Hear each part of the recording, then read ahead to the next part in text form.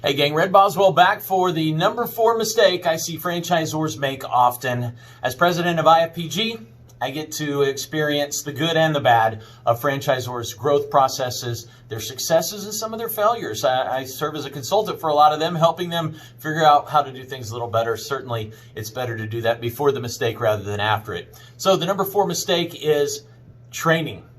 Not training well at the beginning, not doing ongoing training, not making sure they grasp that training. You know, that really hits home as a parent. I'll tell my kids something, I'll show them it perhaps, and I think they grasp it. But, you know, we're all just big kids at heart, especially us guys. Anyway, we'll train them. We think they got it. Now, keep in mind, you as that franchisor, that entrepreneur, you started the company, you built on your strengths typically, and that's a big part of why you succeeded. Those new franchisees, they oftentimes don't have those same strengths as you had, and you just, I'm the chief of sinners here. I'm guilty as anybody on assuming they have that same understanding, maybe that same background, that same passion, that same work ethic. You assume all those things about your new Z's. You think the best of them just like you think the best of your kiddos. And most of the time, that's just not reality. And so you do some training. You set them up. You think they got it, and you didn't hit those points home enough. Maybe you didn't practice them or role play with them enough, and you set them out to be free. You unleashed them into the marketplace and they weren't ready.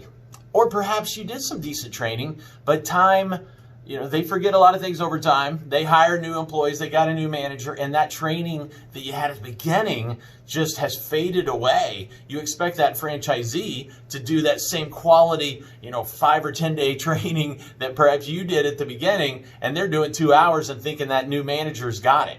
So it's a big topic. The training at the beginning, the qualification, the certification, the ongoing training, the accountabilities, the retraining, the training during conference, the regional training, the bringing folks from corporate out to make sure they're still trained, make sure their team is trained.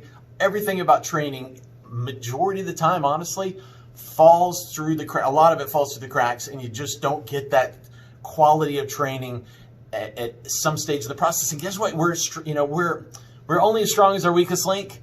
And if we've got any weak link in that training process from the start to 20 years into the business and beyond, the training's got to be there in every step that I've already just beat a dead horse on. So reevaluate, look at, make sure you got training covered solid. And who's doing your training knows what they're doing. And you've got it all documented, brother.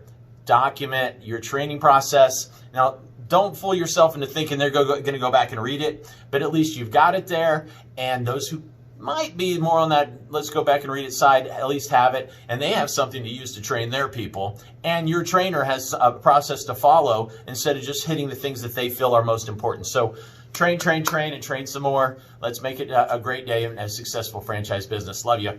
Red Boswell with IFPG. See ya.